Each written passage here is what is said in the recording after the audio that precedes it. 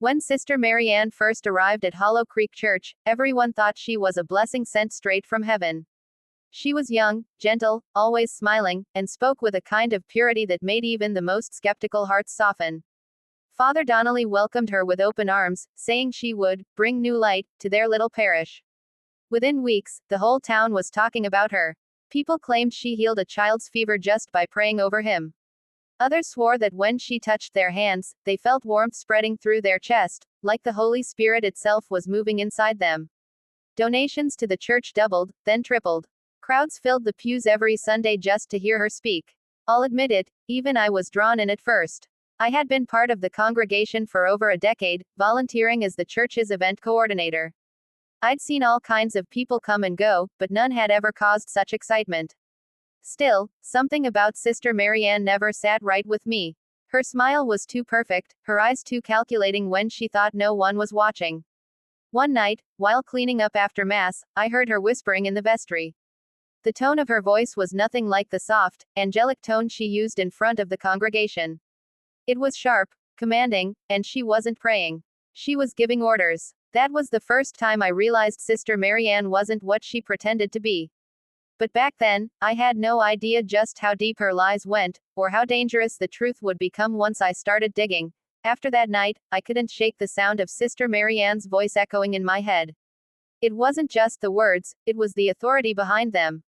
She wasn't speaking to God, she was speaking about people. Parishioners. Their secrets. A few days later, during Sunday service, I watched her closely. Every time someone approached her for a blessing, she'd hold their hands just a little too long, and whisper something into their ear. Their reactions were always the same, a look of awe, or guilt, or fear. That week, rumors began to spread. One woman, Mrs. Caldwell, told me through trembling lips that Sister Marianne had known things she couldn't possibly know. Marianne had told her about a private sin she'd confessed years ago, something she'd never told anyone else. How could she have known?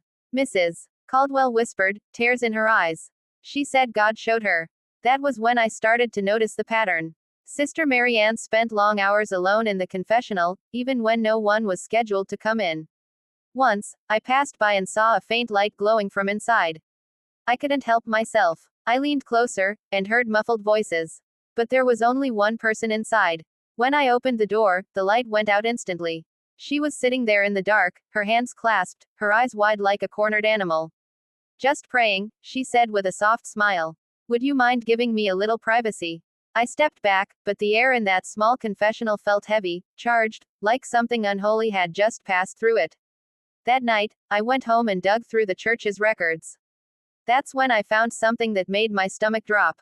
Sister Marianne didn't exist. At least, not before 3 years ago. I barely slept that night. The church kept detailed records of every nun, every volunteer, every priest who'd ever stepped foot through its doors. But Sister Marianne's file was blank.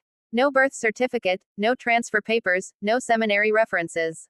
Just a single line in the system. Greater than, assigned to Hollow Creek Parish, approved by diocese. But when I called the diocese office the next morning, their secretary hesitated. Sister Marianne, she repeated, flipping through her own files.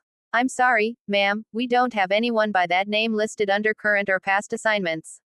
My hands went cold. Are you sure? She's been serving here for months. I'm absolutely sure, the woman said. If someone claimed to be sent from us, they didn't come through official channels. I hung up the phone and stared at the church across the street from my kitchen window. The same church where people were lining up to see her, to be blessed by her. That afternoon, I went to confront Father Donnelly. He looked older than I remembered, like the joy had been drained from him. Father, I said, who approved Sister Marianne's placement here? He blinked, confused. What do you mean? The diocese, of course. I slid the printed email across his desk, the one confirming she wasn't listed anywhere. His face went pale. This must be a mistake, he stammered. She showed me letters, official letters, from the archdiocese. Do you still have them? I asked. He rummaged through his drawer and pulled out a neatly folded envelope. The seal looked official at first glance, but when I ran my finger over it, the wax crumbled like cheap glue. And the signature. A priest who'd been dead for 5 years. Something in Father Donnelly's eyes broke then. My God, he whispered.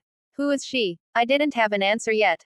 But when I looked out the window and saw Sister Marianne standing in the courtyard, staring straight up at the office window, smiling, I realized something else. She knew I was digging. And she wasn't afraid. After that day, I could feel her eyes on me everywhere I went. It didn't matter if I was sweeping the chapel floor, organizing hymnals, or lighting candles, somehow, Sister Marianne always appeared nearby. Always smiling, always watching. But something in the church had changed.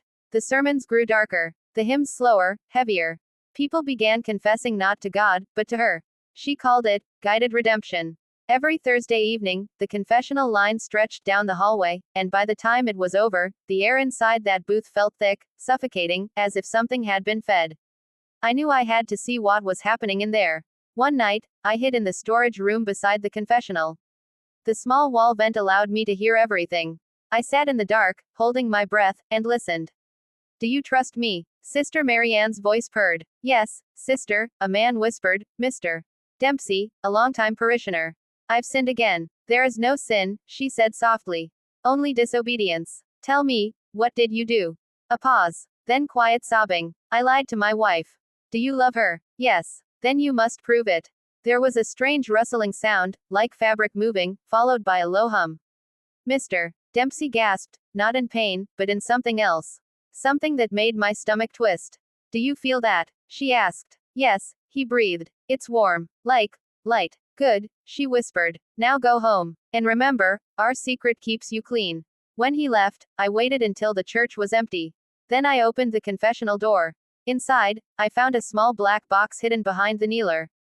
Inside it were folded slips of paper, each with a parishioner's name and their most private confession.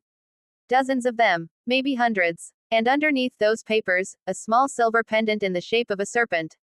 That was when it hit me, she wasn't healing people. She was controlling them. And by the looks of it, half the town was already under her spell. By the next week, the church didn't feel like the same place anymore. People whispered less and obeyed more. Father Donnelly stopped questioning Sister Marianne entirely, he deferred to her every word, like she'd somehow become the voice of God himself. During Sunday Mass, I saw him hesitate mid-sermon. Marianne stood behind him, hands clasped and eyes closed, as if she were silently directing him.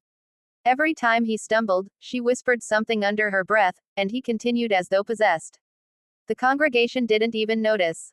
They just nodded, hanging on to every word. I needed proof. So I returned to the vestry one night, long after everyone had gone home.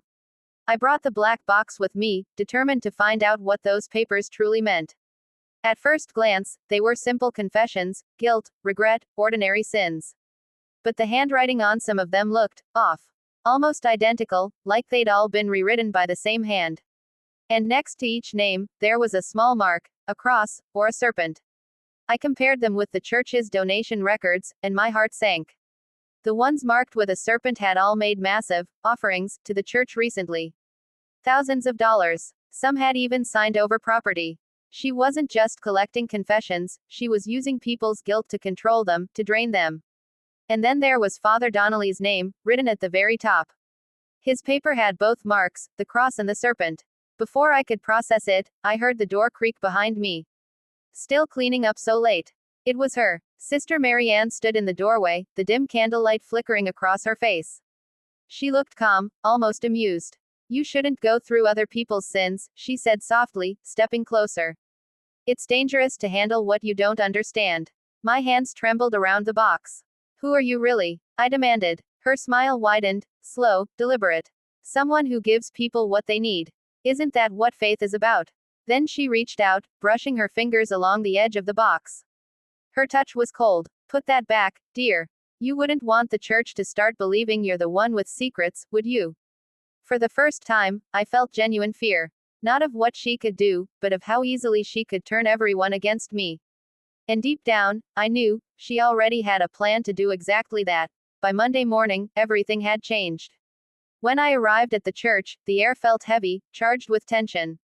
Conversations stopped when I entered a room. People I'd known for years avoided eye contact. Then Father Donnelly called me into his office. He didn't smile. He didn't even look up from his desk. "I've received some troubling news," he said, voice low. "Sister Marianne tells me you've been tampering with parish records and spreading lies about her." My stomach dropped. That's not true. She said you've been stealing confessions, he interrupted sharply. And that you've been keeping them in your home. I froze. How could she know about the box? He looked at me then, the warmth in his eyes replaced by something cold, hollow. You've served this church for years, but the devil finds his way into all hearts eventually. Father, please, I begged, she's not who she says she is. I have proof. But the door opened, and there she was, Sister Marianne, standing quietly in the doorway, holding the same black box in her hands.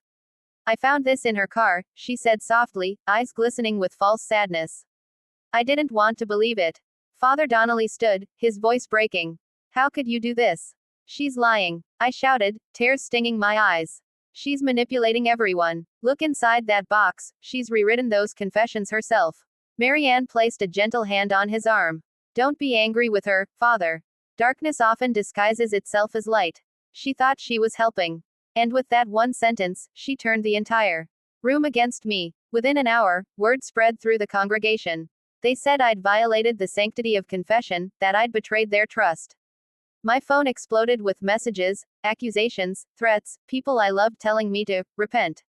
That night, as I sat alone in my car outside the church, I watched through the rain-soaked windshield as Sister Marianne led the evening prayer. Her voice was serene, her followers kneeling before her like she was something holy. But when the candles flickered and her eyes briefly caught mine through the glass, I saw it, that same cold, knowing smile. She had won this round. But I wasn't finished. Not yet. Because the next day, I was going to break into her quarters, and find out what she was hiding beneath that perfect, saintly mask.